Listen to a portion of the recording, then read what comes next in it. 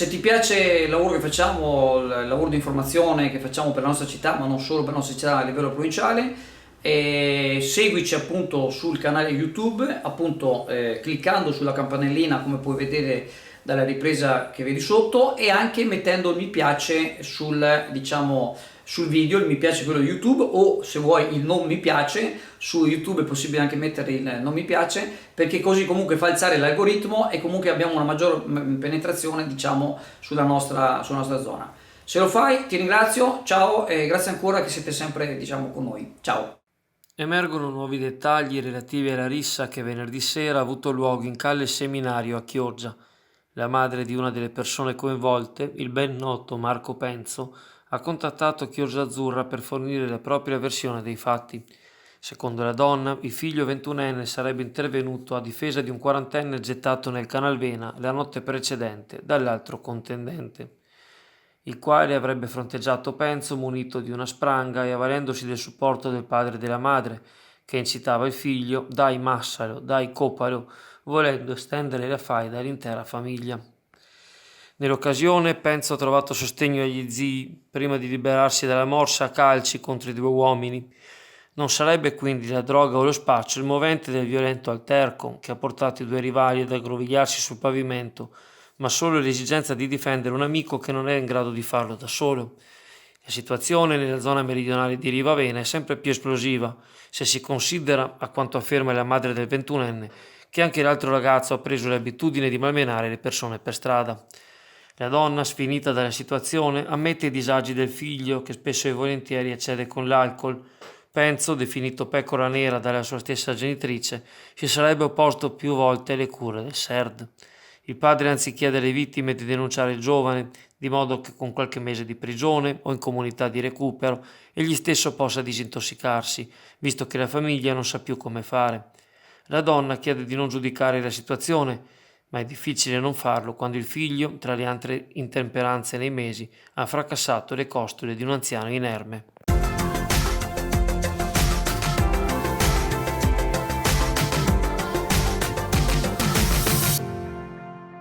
Una lite tra vicini di casa è degenerata in violenza in una calle del centro storico di Chioggia nei pressi di Vigo. Sabato mattina, verso le ore 10:30, una residente era stata disturbata dai lavori di ristrutturazione con il martello in un alloggio adiacente. Avendolo fatto presente ai titolari dell'immobile, le è stato intimato di scendere in casa dal figlio del proprietario in questione, che l'avrebbe presa per i capelli e strattonata contro la porta di casa. Non pago, l'uomo le avrebbe scagliato addosso una sedia di legno presente in loco. Al rientro della compagna della donna aggredita, pronta alle logiche rimostranze, l'energumeno, un uomo di 54 anni, stava per rincarare la dose, ma è stato frenato dall'opposizione di coloro che nella calle avevano assistito al fatto, al che si è reso necessario l'intervento degli agenti della Polizia di Stato. La donna colpita ha provveduto a farsi medicare al pronto soccorso dell'ospedale di Chioggia, ricevendo una prognosi di 20 giorni per le tumefazioni riportate. Questa mattina la coppia ha provveduto a sporgere denuncia al commissariato di pubblica sicurezza.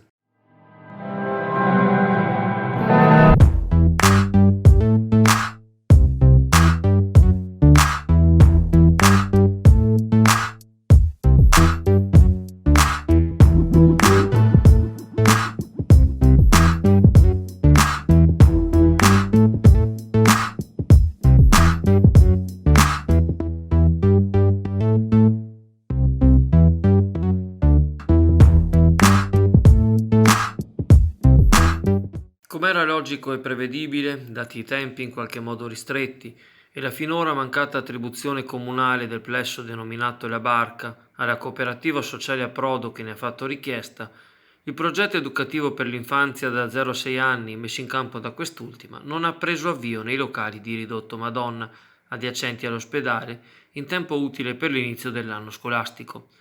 Dopo un'estate controversa e pasticciata da ambo le parti, quando comunque circa 60 coppie avevano iscritto i propri figli all'iniziativa, la cooperativa ha tamponato la falla, cominciando le attività scolari in 2 sedi separate.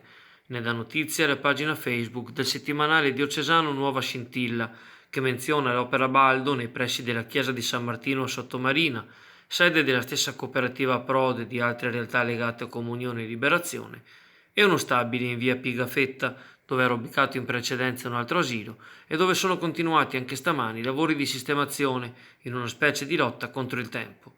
L'attribuzione della barca, pertanto, resta in alto mare.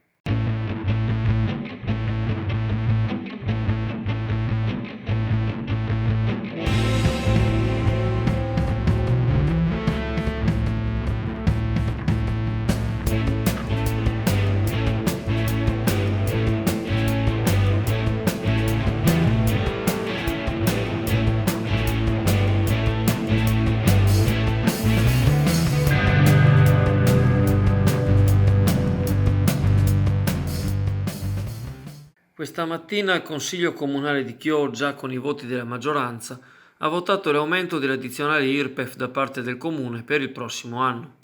Il provvedimento era già stato anticipato il 1 agosto dall'assessore alle finanze Daniele Stecco, dal momento che l'ente non aveva certezze riguardo l'arrivo di fondi dal governo e quindi va garantito l'equilibrio finanziario per tutto il triennio. Se non che, durante la lunga seduta odierna dedicata ai tributi comunali e al bilancio di previsione, al Movimento 5 Stelle è venuto a mancare il quorum per l'immediata eseguibilità del provvedimento. Sono 13 infatti i voti necessari per mettere in pratica il dispositivo fin da subito e in aula al momento i banchi della maggioranza contavano solo 12 persone. L'aumento è stato contestato tra gli altri sia da Marcellina Segantin di Chioggia Viva che da Beniamino Boscolo di Forza Italia, i quali ritengono non credibili le intenzioni dichiarate dal sindaco Alessandro Ferro che sarebbero volte a intraprendere ogni soluzione per scongiurare proprio questo aumento. Prima creano il problema, commenta Boscolo, e poi promettono di risolverlo. L'esponente della minoranza, nel merito, ritiene che l'aumento dell'addizionale IRPEF per il 2021, che prevede introiti da 2.200.000 euro a 4.500.000 euro, oltre al raddoppio degli introiti della tassa di soggiorno da 600.000 euro a 1.100.000 euro, siano una cosa vergognosa e grave, se si considera che l'aumento stesso è orizzontale, quindi colpisce allo stesso modo fasce deboli e benestanti.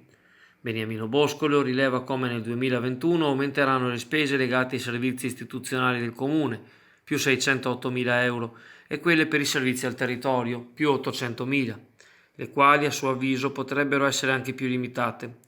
Il rischio, conclude il capogruppo di Forza Italia, è di rendere più povera la popolazione e di dover aumentare i servizi sociali conseguenti, erogati dall'ente a queste persone. In un periodo di crisi è sbagliato aumentare le tasse.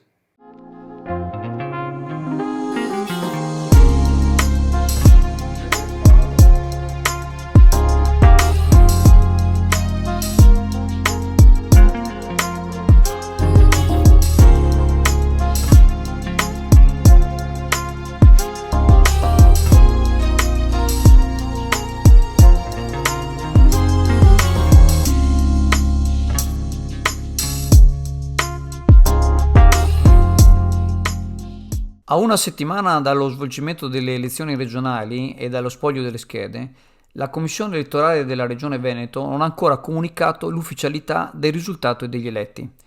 Se quanto ai numeri non vi sono dubbi, col trionfo di Zaia capace di conquistare 3/4 dei voti, diverso è il discorso per l'attribuzione dei seggi in Consiglio. E la questione riguarda da vicino due candidati veneti. Si tratta infatti di Jonathan Mantonello del Partito Democratico e di Erika Baldin del Movimento 5 Stelle. Il primo, che stando ai calcoli è riuscito a strappare la seconda posizione utile nelle liste del Partito Democratico per sedere in Consiglio, non ha ancora rilasciato dichiarazione ufficiale dopo il voto. La cautela, in questo caso, può essere giustificata dall'intenzione del Movimento 5 Stelle di ripresentare un ricorso al TAR, chiedendo di essere ammesso al riparto dei seggi che spettano all'opposizione, in forza del 3,3% conquistato dal candidato presidente Enrico Cappelletti.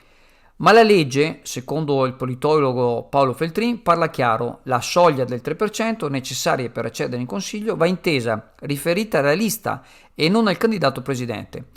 Il movimento grillino, in questo caso, avendo raggiunto il 2,7%, è destinato a non avere rappresentanti della massima assemblea veneta, ma nell'ipotesi lontana in cui venisse accolto il ricorso, il seggio spetterebbe proprio ad Erika Baldin, quale capolista stellata nella provincia con la maggior percentuale di consensi. Ecco che le vicende dei due politici chioggiotti sono destinate a intersecarsi. Peraltro Montanariello ha già fatto sapere di essere disponibile a rimettere il mandato di consigliere comunale a Chioggia se la prima dei non eletti, Martina Varagnolo, che ora abita e lavora a Milano, intendesse subentrare con profitto. Non così invece Marco Dolfin, l'esponente leghista, neoeletto nelle file delle maggioranze di Zaia, è intenzionato a rimanere anche nel Consiglio Comunale per gli altri 8 mesi che rimangono alla fine della legislatura, dal momento che la norma glielo consente e che ricominciare da zero con un altro consigliere, il primo dei non eletti del Carroccio è Marcello Gorin, comporterebbe il tempo dovuto per l'analisi di tutte le pratiche aperte conosciute invece benissimo dallo stesso Dolfin.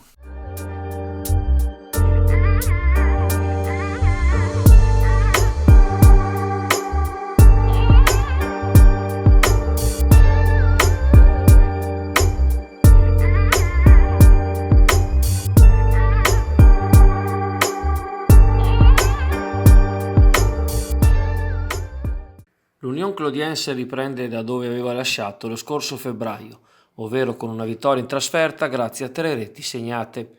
Allora l'avversaria era la Luparense, ieri il Chiarlins Muzzane, domato per 3-1 dopo 67 minuti di sudditanza nel risultato. L'artefice della rimonta porta il nome di Giovanni Pastorelli, professione stopper, friulano ed ex di turno. Il difensore granata, partito dalla panchina, incorna in 2 minuti 2 calci d'angolo battuti da un appello e ribalta il gol iniziale di Diagostini, pure da azione di corner. Nel finale è Madiotto a siglare il suo primo gol lagunare su assist di Martino. Anche se la partita è stata in qualche modo condizionata dall'espulsione di Spetic, che al 32esimo del primo tempo si è visto sventolare il cartellino rosso dopo una gomitata ai danni di Biolcati, la vittoria ospite del complesso meritata e corroborata da altre occasioni per andare a rete, oltre che da una condizione atletica fresca anche al 90esimo minuto. Se si esclude il goleador di giornata, Porcino sul binario di sinistra è stato il migliore dei Chioggiotti assieme al roccioso Cuomo, mentre fra gli uomini in maglia bianca si è distinto il giovane Mantovani dalla straripante potenza fisica. Sottotono Ondrecca rispetto alle convincenti amichevoli tardo estive, sicuro l'esordio di Seno nella ripresa che ha portato l'iniziale schieramento con il 4-3-1-2 verso la difesa a 3. Mascherine, autocertificazione e termoscanner non hanno tenuto gli spettatori di Carlino lontani dallo stadio Eros della Ricca. Sono circa 300 a popolare lo stadio locale, mentre da Chioggia non sono saliti gli ultra, i quali hanno omaggiato la squadra alla partenza. Tra le novità della stagione, i numeri fissi e i nomi stampati sulle maglie dei giocatori del Chiarlins Muzzane, mentre l'Union Clodiense rimane fedele alla numerazione da 1 a 20. Sabato prossimo l'Union Clodiense giocherà in anticipo allo stadio Ballarin contro il Chions. Sarà consentito l'ingresso di 400 spettatori al massimo, con biglietti in prevendita allo stabilimento Indiga di Sottomarina.